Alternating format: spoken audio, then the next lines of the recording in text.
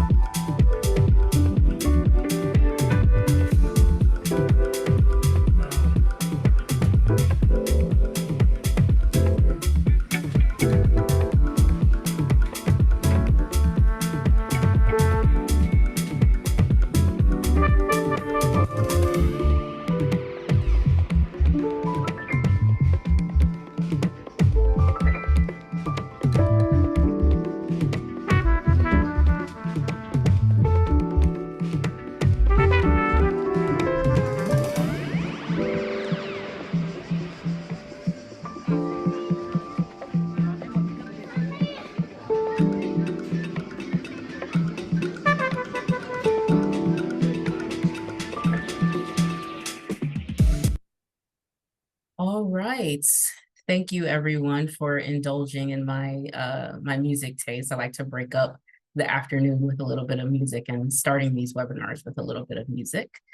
My name is Kiana Nurse. I'm the Senior Program Officer of IDEA Programs, a new unit at ACLS, which stands for Intentional Design for an Equitable Academy.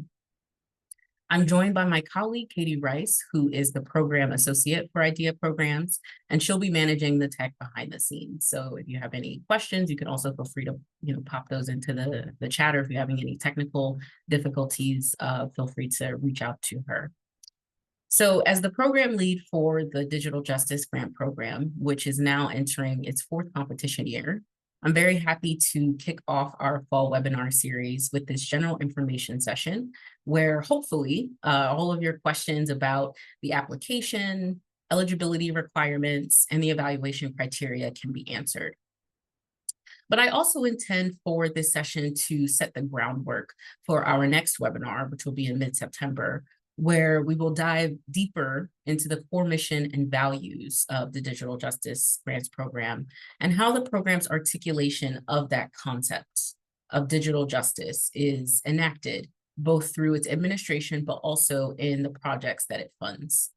It's been a real pleasure to steward this program as it has morphed and evolved over the past 4 years, and relatedly to navigate the growing interest in it. As always, this session will be recorded so those with scheduling conflicts can still access the materials. So as I mentioned, today's general information session encompasses a mix of discussion about both the ethos of the Digital Justice Grants Program, but also explaining some of the finer details of this year's competition. So after defining the vision for it by uplifting some of the recently funded projects, I'll then explain some key details about eligibility, including the difference between seed and development grants, give an overview of the application components, highlight some resources meant to assist you as you craft your application, should you decide to apply, and finally, review the competition timeline before the concluding Q&A session. So given the volume of participants today, there were over 450 folks registered. As of this morning, I'm seeing about 250 participants who have actually signed in. We're going to use Zoom's Q&A feature, which Katie will be monitoring. So please post your questions there throughout the session, and be sure to upvote the questions that you would like to see answered. Now, obviously, we won't have time to get to everyone's individual inquiries, but I do hope I can answer as many questions that people have in common as possible. And I would also encourage you to try to frame your questions as generally as possible. If you have specific concerns or questions about your individual project, I'll explain how best to get in touch with us about that to receive some feedback. But for this first sort of general information session, try to keep the questions general so that as many people as possible can benefit from that time. So let's begin with the focus and ethos of the ACLS Digital Justice Grants Program. I'm starting here to underscore the specificity of what this name, digital justice, means at ACLS and within the context of this program, because I often get the question of, well, what's the difference between a digital justice project and a digital humanities project? So I hope by beginning with the program's focus and ethos, the difference between the two will be made plain. I would like to add the caveat, though, that this isn't an exhaustive definitional effort. I'm not defining the incredibly complicated and multifaceted term of digital justice or talking about how the term is used in other spaces. I'm simply making plain why we mobilize the aspirational and reparative spirit of justice in the very name of this program and how that is made manifest through digital tools and methods so that you have a better sense of whether or not your project would be a good fit for it. So I assume that if you registered for this session, you're at the very least familiar with the basic thematic focus of the program, in that it specifically funds digital projects in the humanities and social sciences that critically engage with the histories and interests of people of color and other marginalized groups through the ethical and intentional use of digital tools and methods. But I'd like to highlight the definitional work that this framing does for us, right? It positions digital justice as both a process and an outcome with a specific thematic focus. And that has ranged from projects that focus on Indigenous data sovereignty, Black carceral feminism, and environmental reparations, to name just a few. And then also a methodological imperative, which is also reflected a similar diversity with projects that have developed equitable models for using large language models to redact sensitive information in archives, to training independent scholars to digitize and make publicly accessible, primary sources about slavery in the Northeast. These are some examples that I'm citing to sort of highlight the thematic impetus on one hand and the methodological imperative on the other. But because we position digital justice as process and outcome in this way, and our commitment to that framing itself reflects a very intentional, historically informed, and reparatively oriented grant-making process, the projects that are funded through this program advance equity and justice in the digital domain, not simply through their content, but also through their methods. So digital technologies are actually very central to these projects' analyses and interventions within, the ongoing legacies of things like racial capitalism, colonialism, and heteronormativity, among others. But beyond this link between form and content and process and outcome, funded digital justice projects also demonstrate the greatest potential for advancing the program's other priorities, which include cultivating a greater openness to new sources of knowledge and strategic approaches to content building and knowledge dissemination, engaging in capacity building efforts. And these could include, but they're certainly not limited to, pedagogical projects that train students in digital humanities methods as a key feature of the project's content building practice, or publicly engaged projects that develop new technological infrastructure with community partners. There's a wide range of activities that could constitute, what we mean when we say capacity building efforts. And a quick side note about that specific priority is that it is a relatively new thread, this capacity building thread. And it's our hope that this thread actually prompts applicants to give a more granular understanding of the context in which they pursue their work so that our reviewers can then select awardees based on where the funds might do the most good insofar as bolstering the creation of digital scholarship. And I want to underscore that we certainly don't expect applicants to articulate, how their projects will solve all the problems at their respective institutions or completely, bolster the entire infrastructure around it. We want to be attentive to scale here. But it is our hope that the prompts around capacity building, again, give reviewers a more granular understanding of the context that folks are working in, so that the funds can go where they have the greatest impact. And it also helps us avoid, I might add, a kind of philanthropic paternalism where ACLS decides what capacity building looks like for each project team. we'd much rather applicants express to us a vision of capacity building that's very much grounded in the specificity of their local and institutional contexts and communities. In terms of other sort of priorities for seed grants, we would like to see projects that explore or experiment with new materials, methodologies, and research agendas, and this can happen by way of planning workshops, prototyping, or testing products. And then, of course, for development grants, those projects that advance beyond the prototyping or proof of concept phase and articulate the next financial, technological, and intellectual phases of project development. Now, I've spent a lot of time sort of talking abstractly about the priorities of the program and the vision behind it, but I thought I would spend a little bit of time sort of talking through how some of those things actually manifest themselves in projects that were just recently funded in the competition that just concluded. So the first example of this is the Advancing Digital Justice for Indigenous Stewardship in Ecuadorian Amazonia, which again was just awarded a digital justice seed grant this spring. So led by a team of scholars in the US and the Amazonian Quechua in Ecuador, this project uses digital mapping and storytelling methods to train youth in digital data technologies.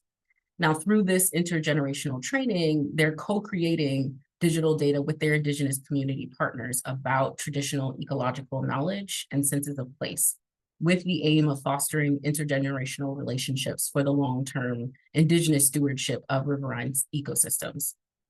And so the seed funding here will be used to purchase audiovisual equipment to support the project, ArcGIS licensing and transcription subscriptions, as well as honoraria for interviewee participants and travel for the project team, all of which support the project activities of training youth in oral history collection and learning to use ArcGIS, as well as ultimately developing the website where these story maps will be housed. So in terms of outcomes and digital deliverables, there are some relatively straightforward ones like the project, like the website itself, but this project I think also demonstrates the value of process documentation as an important outcome, especially at the seed stage, right? Process documentation offers even, so-called failures or challenges as valuable parts of the project and sets the project up as an asset for other folks interested in doing similar kind of work. But for our purposes here, in terms of underscoring, how this fits within the broader ACLS digital justice program parameters, the process documentation and the data training also positions this project as a part of a larger, multifaceted effort at capacity building. Within the parameters of this project, that capacity building is defined through countering the loss of traditional knowledge through this intergenerational knowledge transfer. But also that transfer is one that's grounded in a practice of data sovereignty. And so I hope that this example really highlights, again, that relationship between process and an outcome, and then also how some of the other priorities, such as capacity building, are folded in that through digital tools and methods. The next example that I want to highlight is the Archaeological Archives as Inclusive Learning Laboratories, which was just awarded a development grant. So this project is led by a transnational team spanning the US, the UK, and Syria. And the project aims to make archaeological archives, particularly those at the American excavation site at Dura Europos in Syria, more accessible to a wider range of users by introducing local perspectives and affordances. Now, this team will be using their development grant for a few activities. They propose digital upskilling of displaced and local Middle Eastern heritage professionals, descendant communities, and students. They'll be conducting oral history interviews of communities local to the Dura Europos site. They'll be adding those completed oral histories to archives, and that new digital content will be digitally networked within existing archival materials. And they'll be expanding and correcting institutionally received metadata. So in doing all of this work, this expands actually on prior activities that were funded by the NEH and the Open Societies University Network to create the archive that the team is now making more accessible, and to do some of that relationship building via skills training in linked open data methods with Syrian cultural heritage professionals. And so for our purpose, I again want to highlight that the relationship between process and outcome in the project's vision of digital justice. The outcomes are the digital archives that disrupt these colonial legacies of traditional archaeological digs and practices, and the kind of unbalanced processes of knowledge making that come out of that.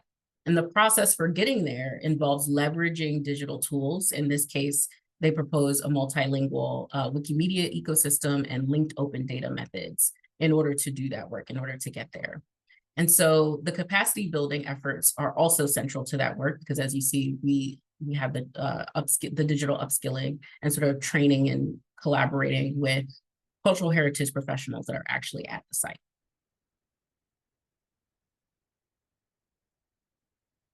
So now that I've spoken a little bit about the big picture vision and intention of the program, I'm going to transition into reviewing some of the concrete details of the competition and application that might be helpful as you craft your materials. The first detail is, of course, determining if your project is even eligible for consideration. And so the first eligibility requirement is that the principal investigator must be a scholar in the humanities or the interpretive social sciences.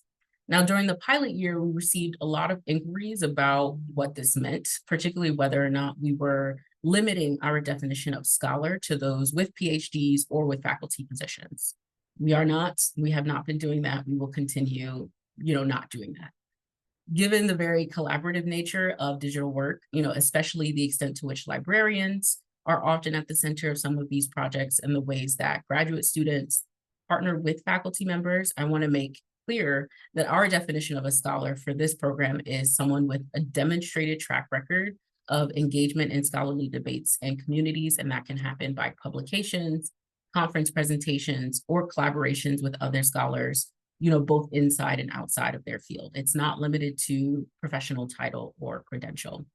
And this more holistic approach, I'm very happy to say, a few competitions in at this point, this holistic approach to eligibility has made it such that a number of advanced graduate students, postdocs, and librarians have been PIs and co-PIs on funded projects. So it's really encouraging to see, that this eligibility requirement is doing what we wanted it to do in terms of bringing more folks, not only bringing more folks into the fold, but also recognizing the labor that different folks are contributing to these projects. So the second eligibility requirement is about the extent to which project teams agree to make their content publicly accessible. And this used to be in the form of the intellectual property agreement, which was an application component. So we've since folded this into the eligibility requirement to pare down the application packets for our reviewers.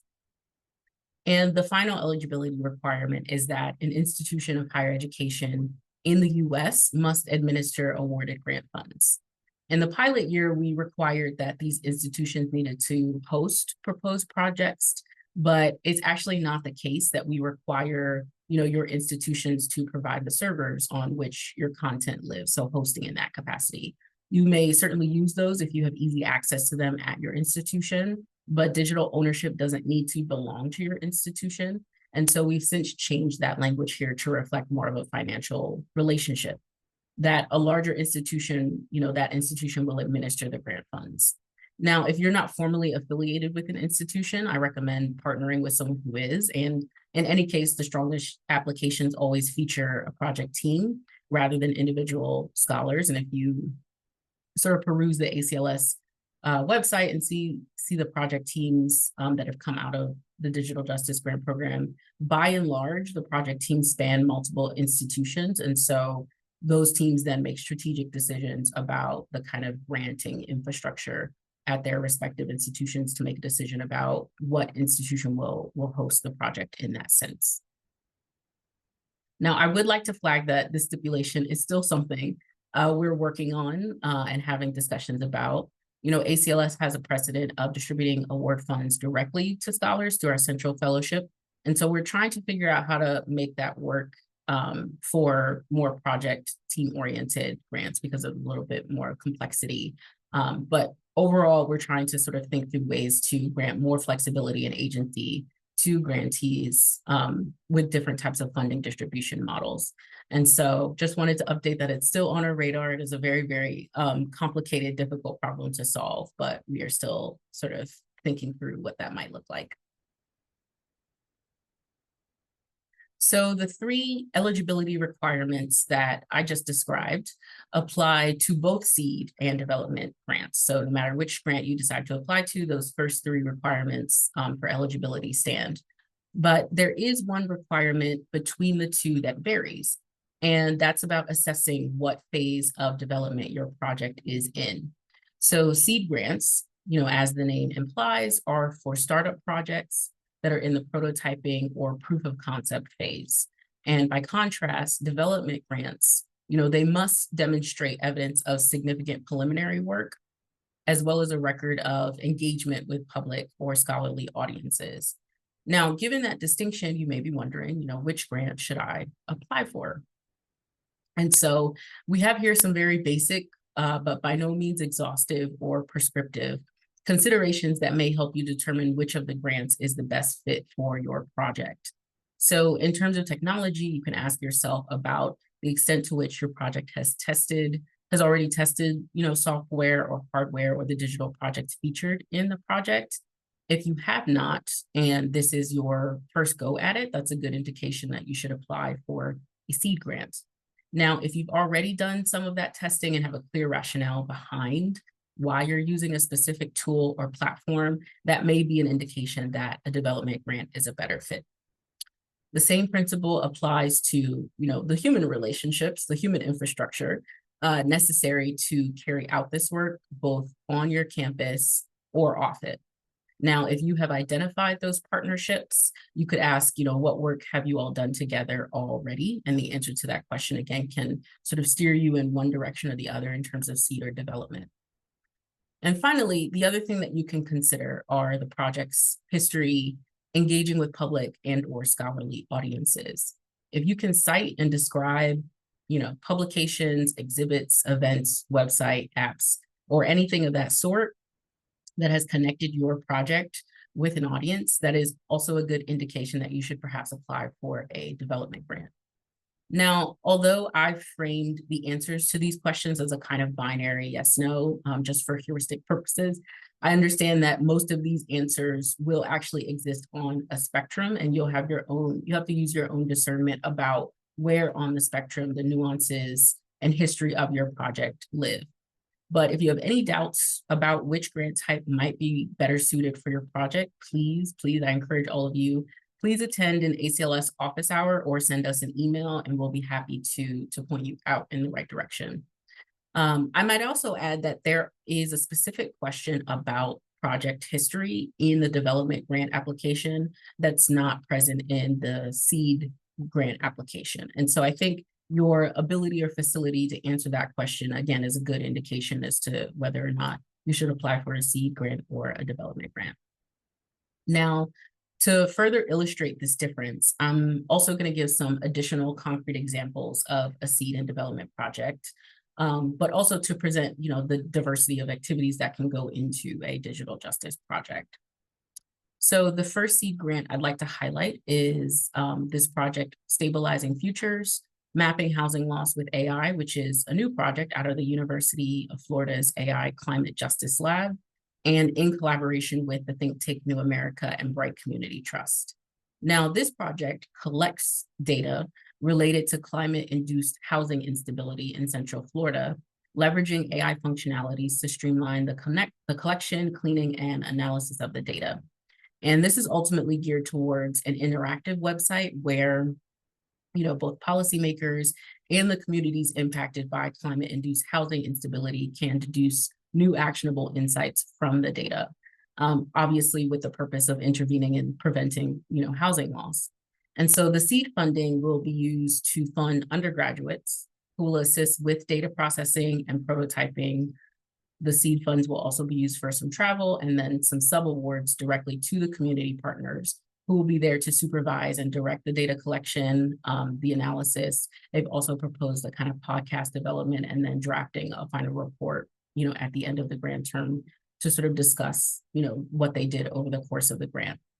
Now, what's important to note here is that this project is largely oriented towards data collection and processing. And even though the relationships with the community partners are already in place, I think this project is a good demonstration of a seed project, since we all know, oftentimes the first and most critical step for establishing a proof of concept is data collection. Now, by contrast, we have the Black Lunch Table Digital Archive, or BLT for short, which was awarded a development grant this past competition. Now, some of you may be familiar with this longstanding, 20-year digital archive, which at the time of the proposal submission contained, open access. It was an open access born digital collection of images, transcriptions, with over 800 hours of recorded roundtable conversations with, as they noted, over 1,200 Black artists, art workers, community members across the US, Canada, and South Africa. Now, their team is using their development grant to make their entire repository available for research and use, which includes developing a prior prototype of a web-based multimedia application. It also involves installing a preservation quality backend and digital asset management system that will then structure and organize data, and then also increasing the availability of the BLT data set in multiple linked open data formats, and also a host of other activities geared towards encouraging engagement for current and future users. Now, when you compare this project with the former one that I just mentioned, the difference between seed and development grants, I think, become a little clearer. Whereas the last project was focused on data collection and processing, this project already has a well-established repository of data, and that means that the activities are largely around making the archive more accessible to larger communities of practice and audiences. Also, given that this project is over 20 years old, the project team was able to provide a plethora of examples about the project history in a way that a seed project might not, or that we wouldn't expect a seed project to, right?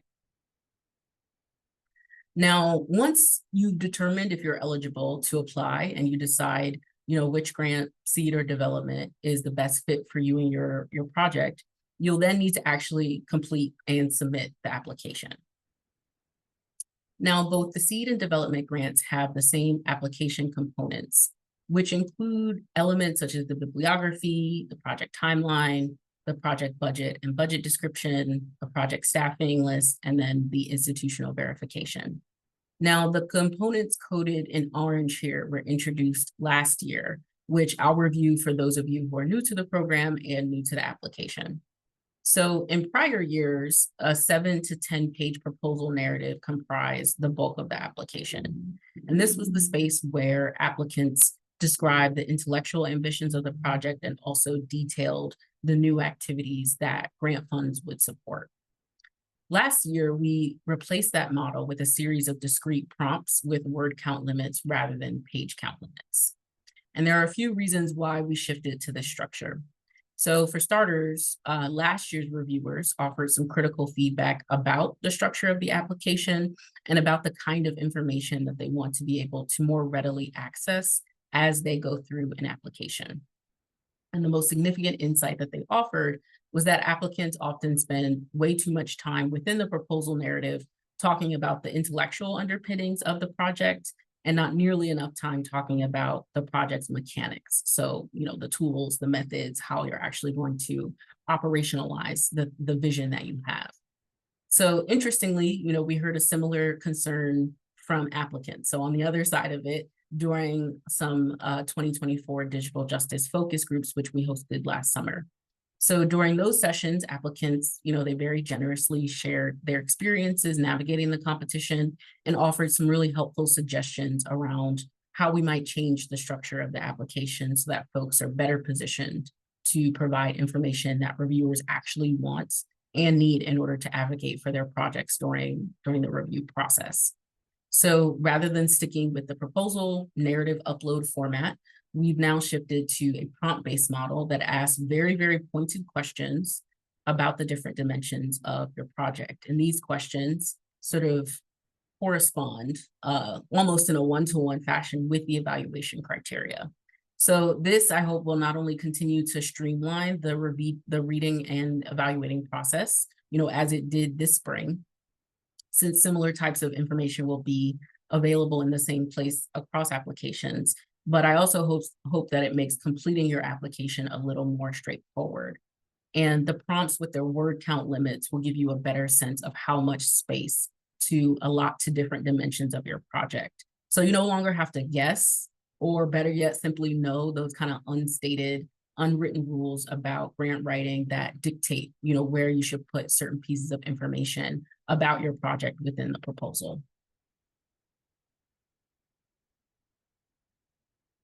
So aside from the specific application components, I do want to uplift that we are continuing with excluding formal letters of recommendation from the application.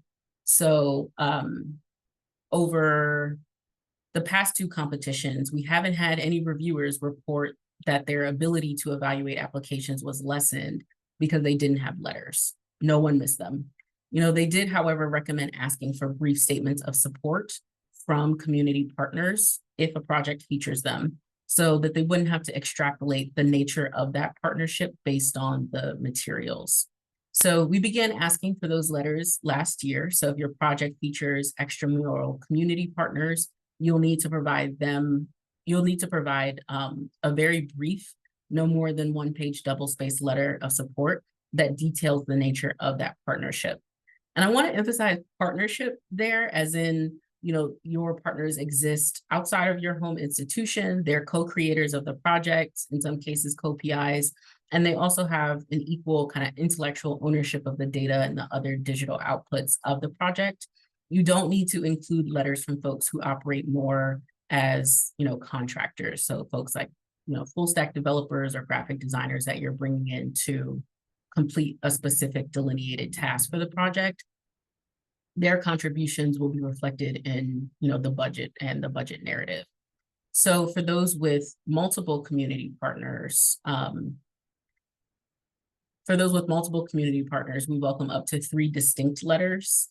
You may also submit them in their original language if applicable, but they need to be accompanied by an English translation. So the last thing I'd like to underscore with respect to the application itself, and sorry, the order was mixed up there, is the institutional verification. And this is not a formal letter of recommendation. It's a form that should take no more than 20 minutes to complete, which we note in the instructions that are sent to the administrators who will submit this on your behalf. Now, this form asks administrators to confirm that the grant funds will be distributed through their institution, and that any activities done for the grant can be counted for tenure and promotion, and that grantees can use any available tech infrastructure at the institution for their projects. I believe it also asks them to sort of approve the budget that you've submitted, and that they will dispense the funds according to the budget that, is submitted with the project. That's it. So again, just want to repeat, it is not a formal letter of recommendation from an administrator, and this can be submitted by someone like a department chair, someone in your office of sponsored research, a provost, anything like that. Again, if you have any sort of questions or concerns or doubts about who or what administrator would be most appropriate to submit that document on your behalf, please let us know. So now that you have a sense of what the application is comprised of, I also want to spotlight the resources that we've designed and made available for prospective applicants that you'll be able to consult throughout the competition over the next couple of months. Now, the first is obviously this webinar series, which we developed as a way of making plain the hidden curriculum that goes into grant writing.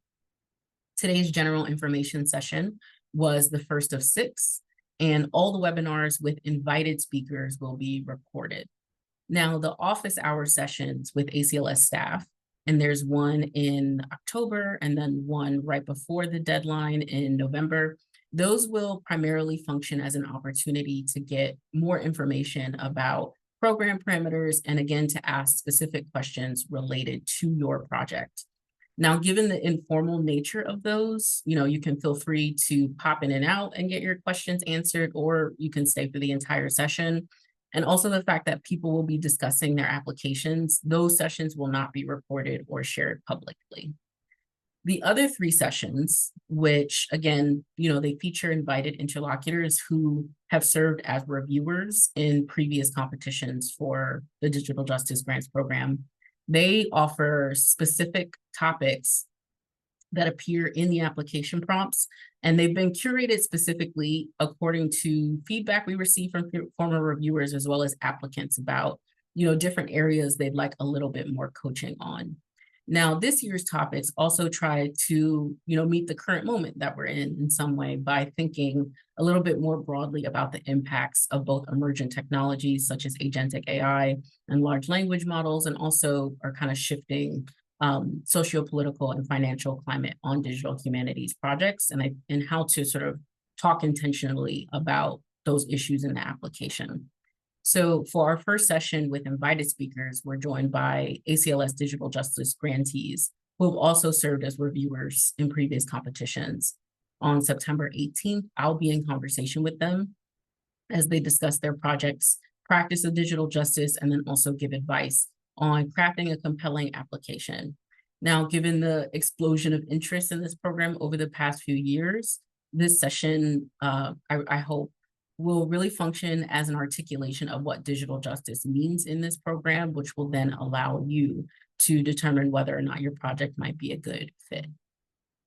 The next session on October 22nd will offer a deeper dive into specific areas of data ethics, particularly issues of stewardship, privacy, and ownership. Now, we did a session on data ethics with Kim Dallin and Lael Hughes-Watkins back in 2023, and the recording of that session is still available on the ACLS Digital Justice Supplementary Materials page.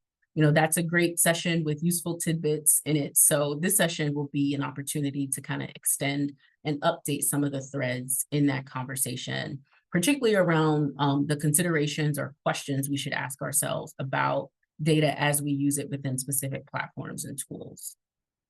Now, our last webinar on November 6th will tackle the question of digital capacity building, which again, we did sessions on back in 2023 for both seed and development grants. But the framing of this session will take into account the larger moments of attacks on academic freedom, as well as budget cuts that, characterize the ecosystem of higher education right now. And given that capacity building is a priority for this program, as I mentioned, earlier in the session, and is one of the measures by which reviewers evaluate your application, I want to ground that work of capacity building in the current context so that applicants have a realistic sense of what that work might entail. So just as we did last year, the format of the 90-minute sessions with our interlocutors will open with a 30-minute discussion about the topic, followed by 40 to 50 minutes of breakout sessions where you can engage them more directly and get some targeted feedback on your application. So I'm going to ask my colleague Katie to pop the link to register for those sessions in the chat so you have it for your reference, and we hope to see you there. So unfortunately, given our staffing capacity, and this is the last thing I'll say about the webinar series, we can't offer individual phone or Zoom consultations with prospective applicants. So I really encourage you to attend one, or better yet, all of these sessions. And if you especially have questions about your specific project, the office hours are a great opportunity to get some virtual FaceTime with me. The webinars with interlocutors are a great opportunity to talk again with former reviewers of the program who can help you think through some of the issues related to your project as you want to talk about them in the application. Otherwise, please feel free to send us an email at digitaljustice@acls.org with more specific questions. And the sort of same ethos applies for the second half of those sessions with the interlocutors. That part will not be recorded, just to respect people's privacy as they're kind of workshopping ideas with former reviewers and sort of using the collective brain trust in the room to think through their projects.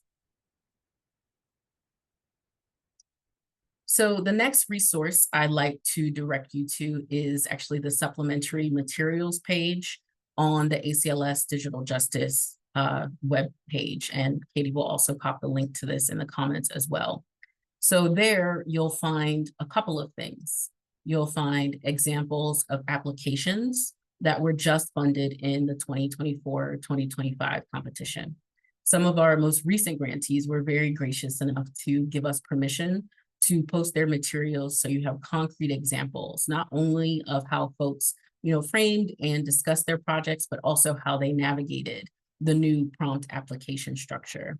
The project I discussed earlier in the session, the Archaeological Archives as Inclusive Learning Laboratories, is one such sample application. So you can actually go on the website and look at how that project exists in a digital justice application format. So I definitely recommend looking through them so you can see how funded applications effectively, use the appendix, what the letters of support from community partners look like, and then also how granular folks' budgets and timelines were. Even this is a place where you can see how folks sort of cited other scholarship given the new format. So you'll also find the budget template that we encourage applicants to use and submit with their applications. And then you'll also find, as I mentioned, the recordings and transcripts of the webinars from previous competition cycles. So last year's sessions on digital platforms, tools, and methods, there was a session on cultivating community partnerships around digital projects, as well as a final session about operationalizing digital humanities projects. So thinking through how that sort of aspirational and reparative spirit of justice can show up in a budget, can show up in a work plan and a timeline. We talked about that in the final session. All of those sort of conversations, I think, are still relevant now and will help you think about how to best frame your project for the application. So here's the link to that supplementary materials page. And again, Katie has posted that in the chat for folks who are interested to check it out. So the last topic today is the competition timeline, so that these dates can stay on your radar should you choose to apply. So the most obvious date is the deadline for applications, which this year is November 20th at 9 p.m. Eastern Standard Time. So after this date and time, our online fellowship application will no longer allow for submissions. And unfortunately, we cannot allow for extensions of any kind. You must, I should add, submit your application through the online fellowship application. So we also can't accept applications that are sent to us by email. So if you send us your materials via email, even before the deadline, and don't submit it via the portal, your application will unfortunately not be eligible for review. So this date, November 20th, is also the deadline by which the administrators at your respective institutions should submit their institutional verification. So if you are applying, I recommend you register in the application portal as soon as possible so that you can submit your administrator's email address, and our portal will send them the instructions on how to submit the verification form. There, you're also able to track whether or not they've submitted the form, and you can sort of resend reminder emails through that as well. So you would be surprised at how many people wait until the last minute to do this. People are busy. There's a lot of things going on, especially at that point in the semester. So again, if you know that you're going to apply, I definitely recommend taking care of that aspect of your application as soon as possible. Now, the program has received a steady increased volume of applications over the past 2 cycles, which is why we instituted an additional round of review last year. So the results of that first round of review will be shared in February 2025, followed by results of the final round of review in April. So before we start taking specific questions, I do want to ask all 238 of you who are still here with me a small favor. So every year we distribute a survey after each webinar to get targeted feedback from attendees about how helpful the session was, but also ways to improve it. And that feedback really does guide our programmatic decisions for subsequent competitions. as much as we have changed to make the program live up to that aspiration of digital justice, there's always still so much more to do. So Katie is going to pop in the chat a link to a post-webinar survey. It's very, very short, 5 questions. I hope you'll consider responding to it in order to aid us in our work of making refinements to this program. The survey also asks you whether you'd like to be considered for being open to being contacted rather, to participate in a focus group, which we usually have in the summer once the competition is over, about your experiences navigating the competition. And the answer to this question doesn't lock you into participating. It simply gives us, a starting point for outreach once we do the work of inviting folks to that focus group. So again, if you could just take a couple of minutes or so to fill out that survey, we would definitely appreciate it. We have about 15 minutes or so left in this session for Q&A.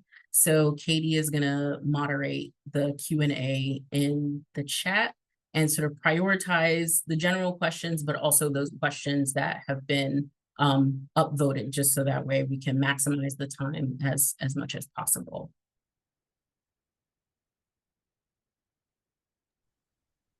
Okay, and just one other thing I want to mention is that it looks like for some reason I'm only able to send messages in the chat to the hosts. So I have been putting the links in the Q&A where people were asking for them, but I'm not sure if everyone received the links in the chat. I don't know if that's something that you can do, Kiana, but I did put the link to the survey in the chat, in the Q&A, and in the chat. Okay, thank you for that.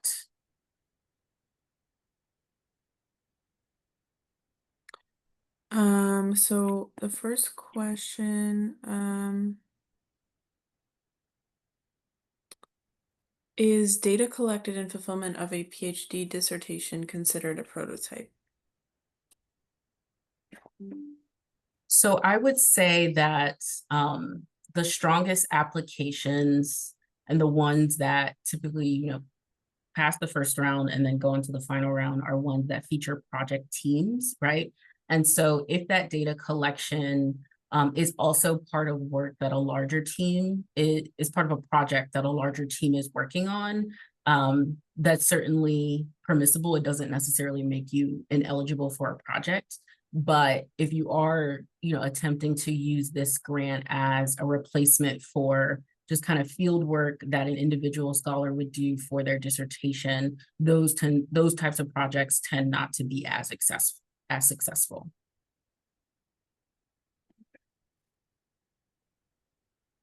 Are community partners required? What defines a community partner?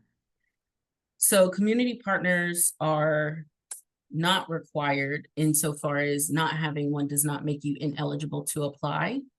I would definitely recommend looking at the Cultivating Community Partnerships in Digital Humanities webinar that we did last year, which is a great conversation about, why sort of publicly engaged work under the purview of like digital justice usually has to be publicly engaged, right?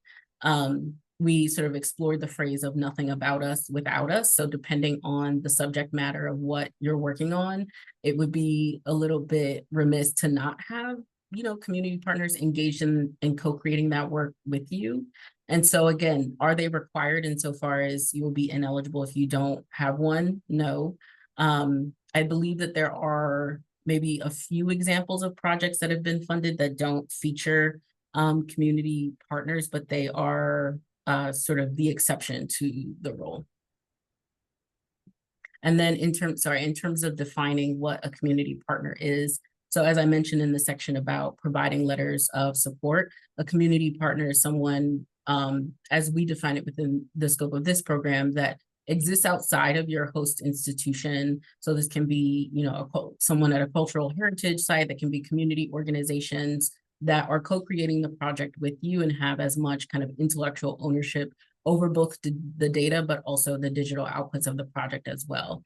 So I'm framing it that way to make a distinction between folks who bring in outside contractors to work on the project with them, that would not count as a community partner, because you're sort of using parts of the budget for services rendered, and they don't have the same degree of kind of stake and ownership in the data and also the project at large.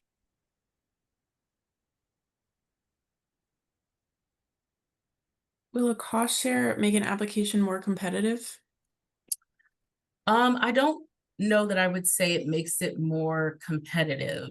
But what I will say is that, and this is sort of a general practice that I think most applicants should abide by, that if there are other kinds of resources, whether they be financial, whether they be sort of personnel, whether they be kind of like access to different technologies, if you have those resources available to you to find different parts of the application to express that, that could be sort of expressed in the budget, that could be expressed in the sort of project staffing list, that could be expressed in, there's a specific question about, what kinds of resources are available to you, and how the project grant funds would sort of bolster or complement those resources.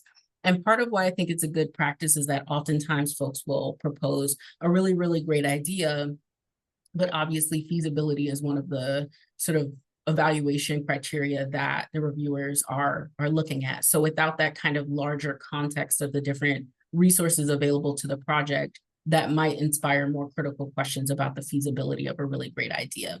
So again, if you have sort of access to those other resources that are going to kind of aid you in the work, specifically during the grant period, by all means, feel free to kind of include them in the application.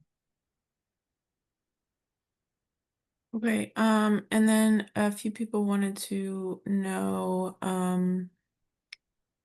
what do you consider, or what constitutes an interpretive social science? Is that a discipline or field identity, or based on an individual scholar's work?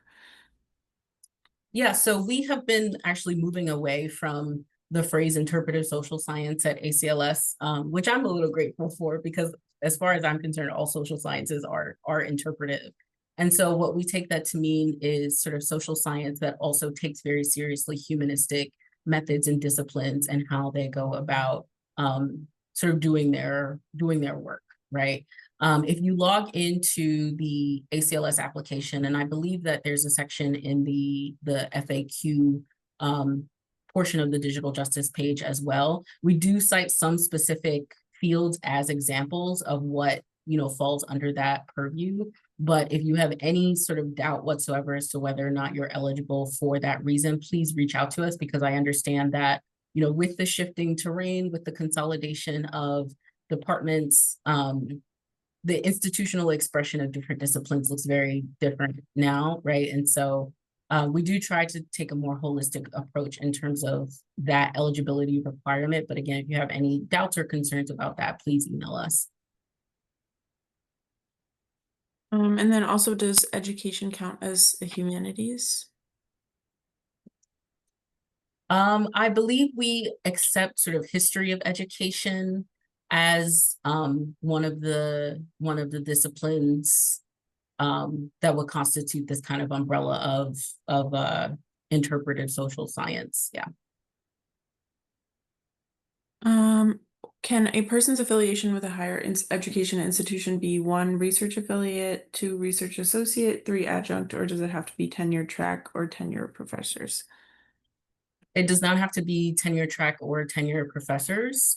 We largely have the institutional verification as a sort of funding distribution mechanism. So as long as you're able to kind of receive and work with someone at your institution to administer your grant funds, that is the spirit behind that requirement. You don't need to be in a tenure position or a tenure track position. Please explain more what constitutes a prototype. Does that include focus group findings and/or quantitative data?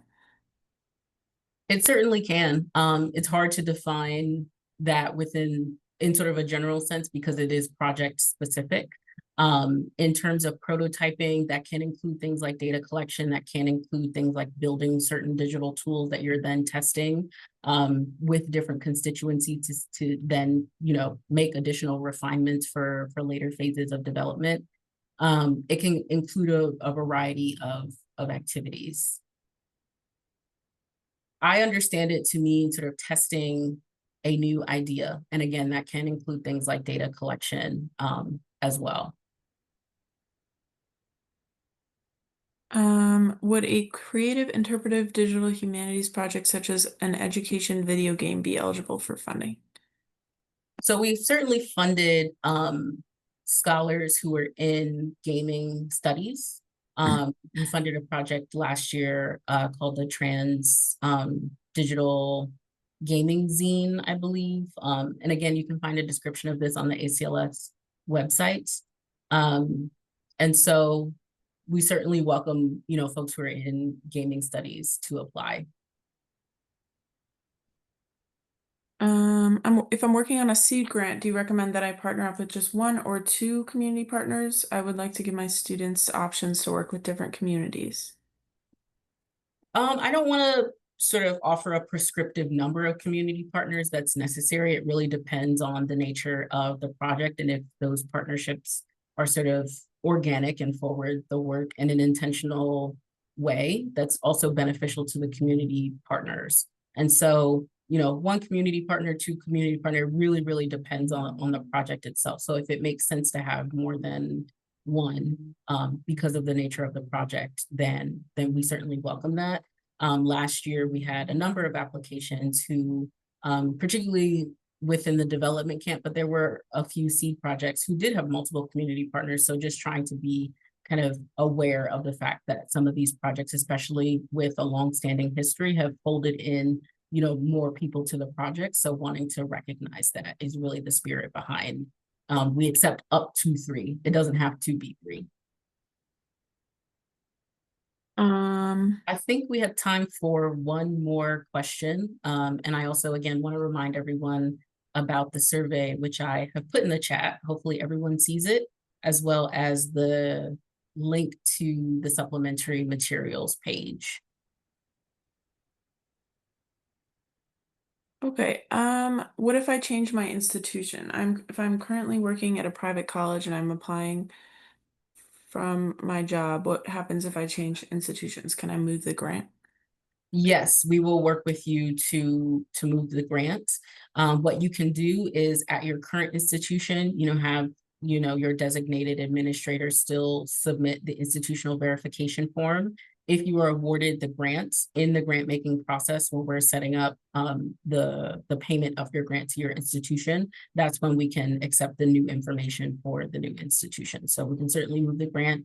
And then even during the course of the grant term, we work with grantees to move their funds when they move as well. So I think we'll call it there. As a reminder, we will be uploading this recording to the ACLS Digital Justice Supplementary Materials page. We'll also upload a transcript of this session. And then also I posted in the chat just now the link to the general page, which has all of the links, the registration links to the upcoming sessions. So it's been a pleasure sort of chatting with the, again, 177 and declining of you who stayed to the very end. If you have any questions whatsoever, please email us at digitaljustice@acls.org. As I mentioned, we have an explosion of interest in this program this year as well as last year. So I'm just asking for a little bit of grace in terms of the turnaround time to responding to those inquiries. We want to make sure that we're thoughtful, but also making sure that we're getting to everyone's questions. And best of luck on your application. Take care, everyone. Have a good afternoon.